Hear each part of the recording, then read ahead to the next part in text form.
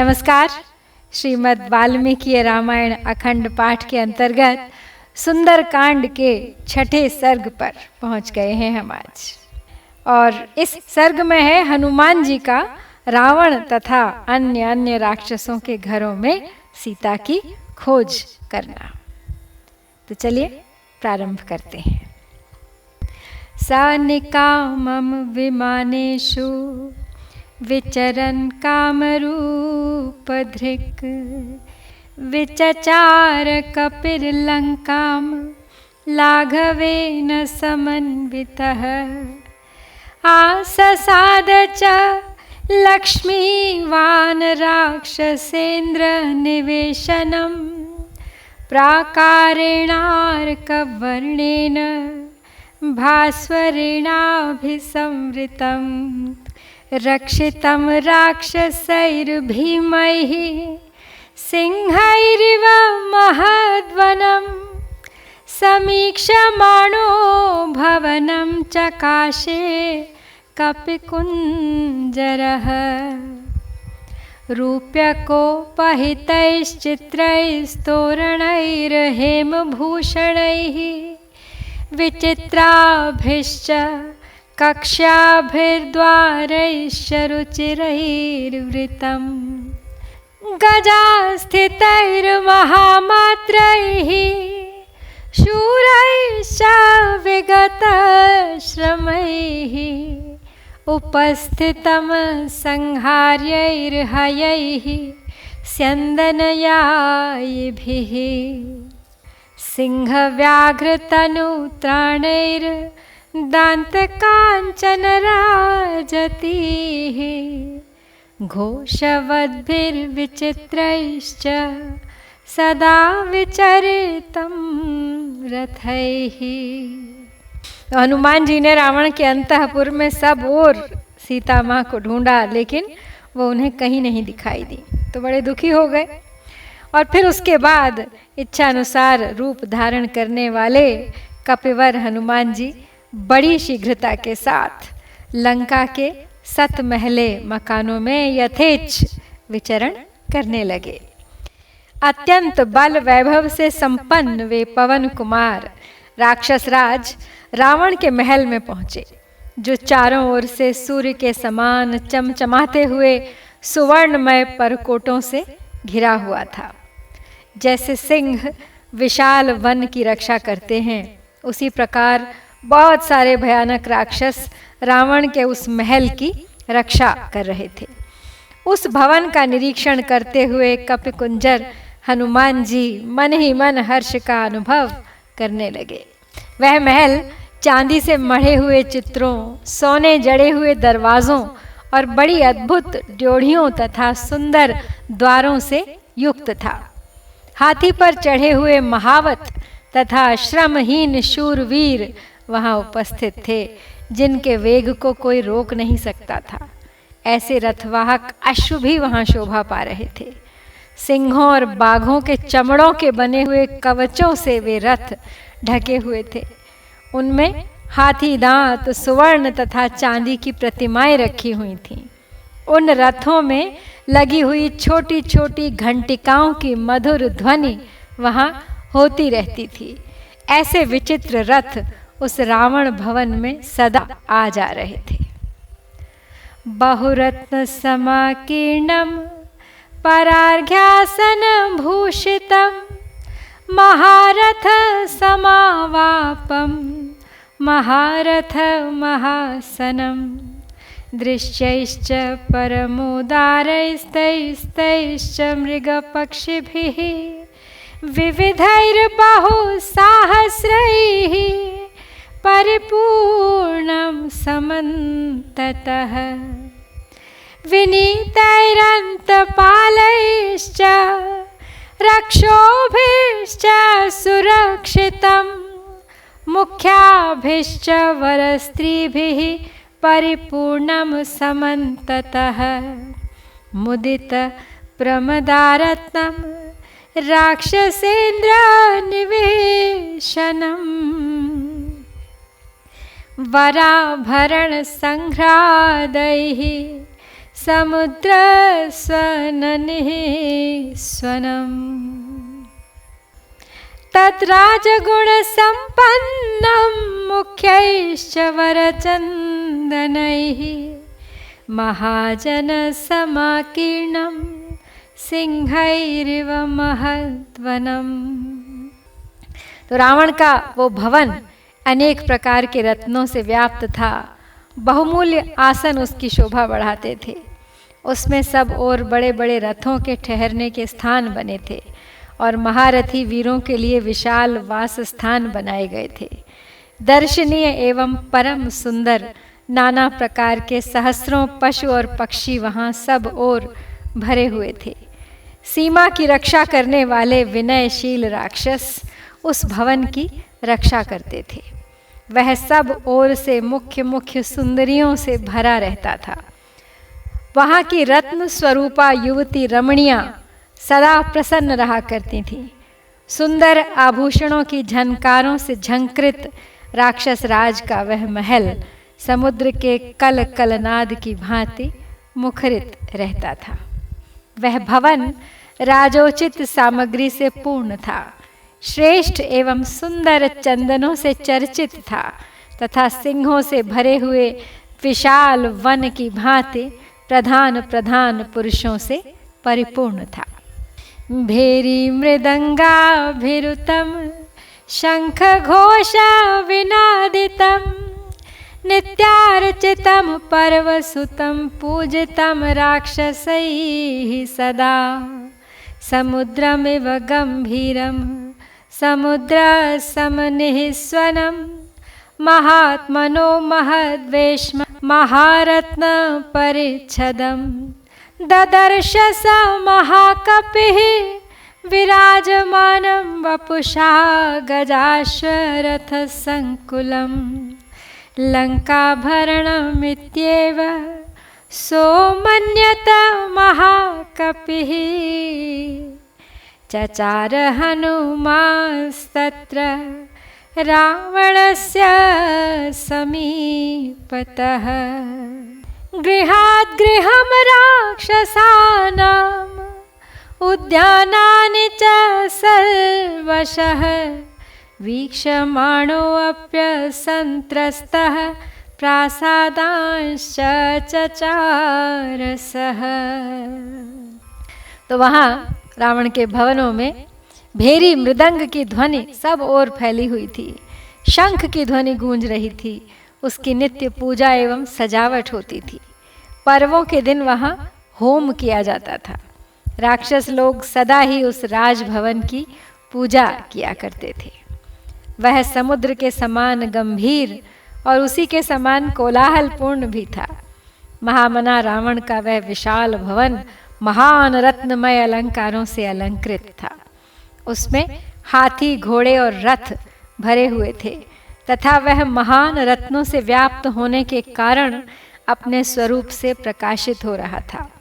महाकपि हनुमान ने उसे देखा और देखकर कपिवर हनुमान ने उस भवन को लंका का आभूषण ही माना।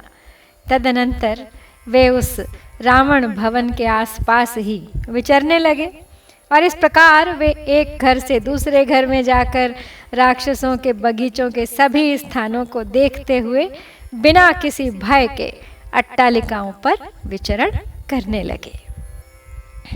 अवप्लुत्य महावेगः प्रहस्तस्य निवेशनं ततो अन्यत पुप्लुवे वेश्मा महापार्श्वस्य वीर्यवान् अथ मेघ प्रतीकाशं कुंभकर्णनिवेशनं विभीषणस्य च तथा पुप्लुवे स महाकपिः महोदरस्य च तथा विरूपाक्षस्य चैव हि विद्युज्जिह्वस्य भवनं विद्युन्मालेस्तथैव च वज्रदंष्ट्रस्य च तथा पुप्लुवे सा महाकपिः शुकस्य च महावेगः सारणस्य च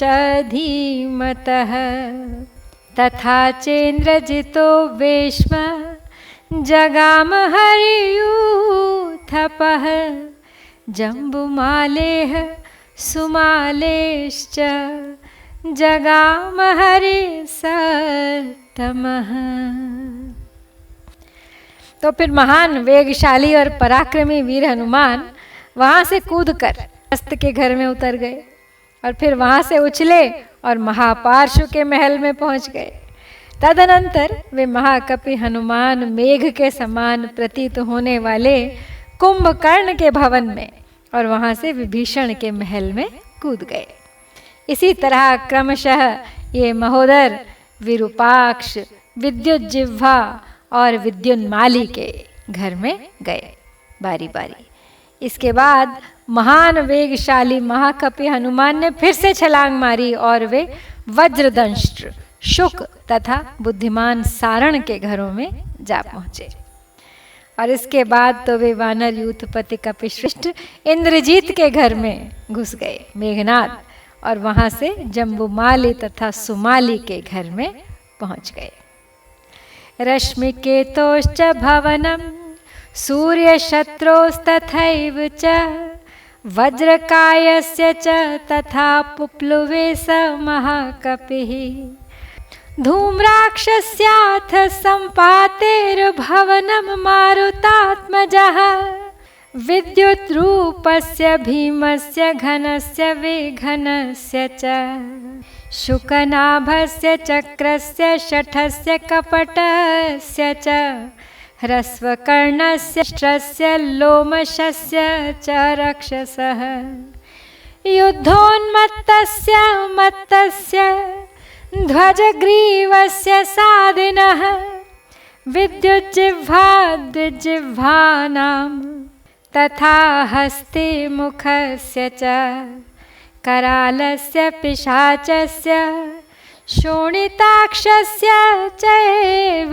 हि प्लवमानः क्रमेणैव हनुमान् मारुतात्मजः तेषु तेषु महार्हेषु भवनेषु महायशाः तेषां रिद्धिमतां रिद्धिं ददर्श स महाकपिः।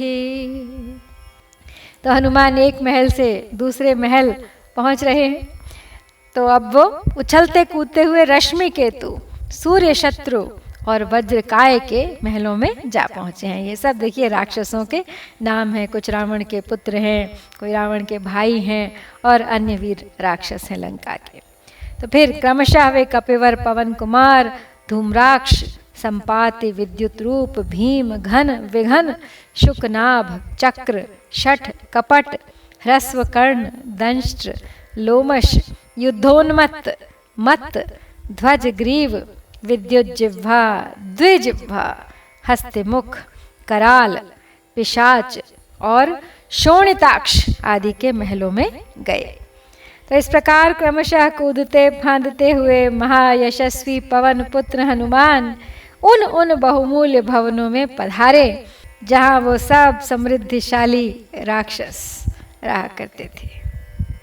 सर्वेषां समतिक्रम्य भवनानि समन्ततः आससादाथ लक्ष्मीवान् राक्षसेन्द्र निवेशनम् रावणस्योपशायिन्यो ददर्श हरिसत्तमः विचरन् हरिशार्दूलो राक्षसीर्विकृते क्षणाः शूलमुद्गरहस्तांश्च शक्ति तोमरधारिणः ददर्श विविधाङ्गुलमांस्तस्य रक्षः पतेर्गृहे राक्षसांश्च महाकायान् नानाप्रहरणोद्यतान् रक्तान् श्वेतान् सितांश्चापि हरिंश्चापि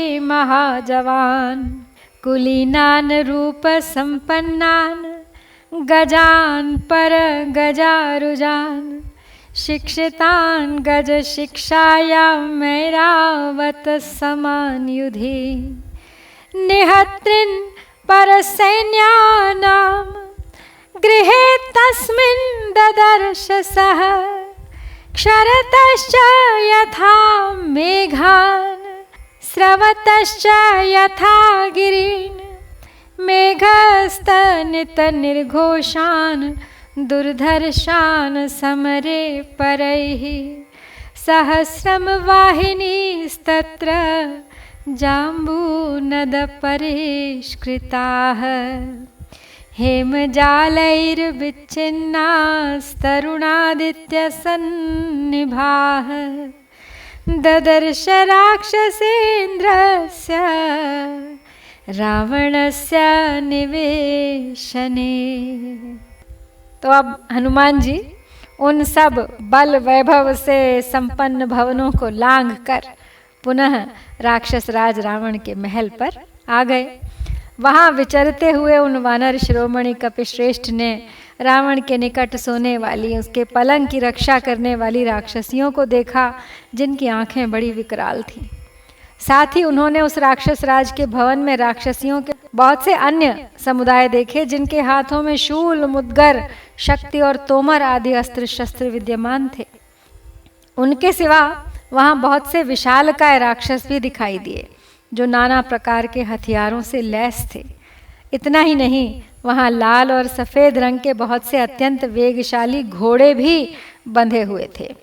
साथ ही अच्छी जाति के रूपवान हाथी भी थे, जो शत्रु सेना के हाथियों को मार भगाने वाले थे। वे सब के सब गज शिक्षा में सुशिक्षित, युद्ध में ऐरावत के समान पराक्रमी तथा शत्रु सेनाओं का संहार करने में समर्थ थे। वे बरसते हुए मेघों और झरने बहाते हुए पर्वतों के समान मद की धारा बहा रहे थे।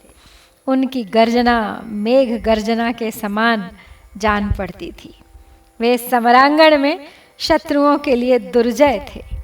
हनुमान जी ने रावण के भवन में उन सब को देखा। राक्षस राज रावण के उस महल में उन्होंने सहस्रों ऐसी सेनाएं देखीं, जो जाम्बू नद के आभूषणों से विभूषित थीं। उनके सारे अंग सोने के गहनों से ढके हुए थे तथा वे प्रातःकाल के सूर्य की भांति उद्दीप्त हो रही थीं।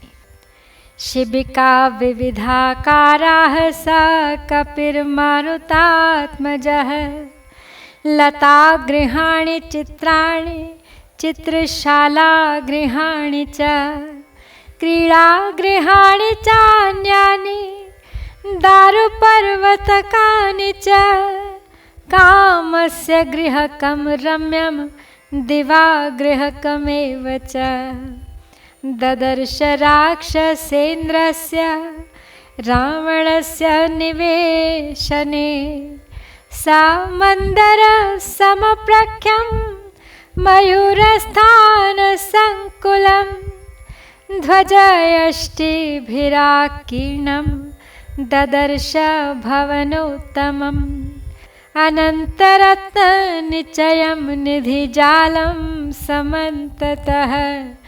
धीरनिष्ठितकर्माङ्गं गृहं भूतपतेरिव। तो पवन पुत्र हनुमान जी ने राक्षस राज रावण के उस भवन में अनेक प्रकार की पालकियाँ, विचित्र लता गृह, चित्रशालाएं, क्रीड़ा भवन, काष्ठमय क्रीड़ा पर्वत, रमणीय विलास गृह और दिन में उपयोग में आने वाले विलास भवन भी देखे। उन्होंने वह महल मंदराचल के समान ऊंचा, क्रीड़ा मयूरों के रहने से युक्त, ध्वजाओं से व्याप्त, अनंत रत्नों का भंडार और सब ओर से निधियों से भरा हुआ देखा। उसमें धीर पुरुषों ने निधि रक्षा के उपयुक्त कर्मांगों का अनुष्ठान किया था तथा वह साक्षात भूतनाथ, महेश्वर या कुबेर के भवन के समान जान पड़ता था। अर्चिर्भिश्चापि रत्नानां तेजसा रावणस्य च विरराज च तद्वेश्म रश्मिवानिव रश्मिभिः जाम्बूनदमयान्येव शयनान्यासनानि च भाजनानि च शुभ्राणि ददर्श हरियूथपः मध्वासवकृतक्लेदं मणिभाजनसङ्कुलं मनोरमं संबाधं कुबेरभवनं यथा नूपुराणां च घोषेण काञ्चीनां निःस्वनेन च मृदङ्गतलनिर्घोषैर्घोषवद्भिर्विनादितं प्रासादसङ्घातयुतं स्त्रीरत्नशतसङ्कुलं सुव्यूढकक्षं हनुमान् प्रविवेश महागृहम्। तो रत्नों की किरणों तथा रावण के तेज के कारण वो घर किरणों से युक्त सूर्य के समान जगमगा रहा था। वानर यूथपति हनुमान ने वहाँ के पलंग, चौकी और पात्र सभी अत्यंत उज्जवल तथा जाम्बूनद सुवर्ण के बने हुए ही देखे। उसमें मधु और आसव के गिरने से वहाँ की भूमि गीली हो रही थी।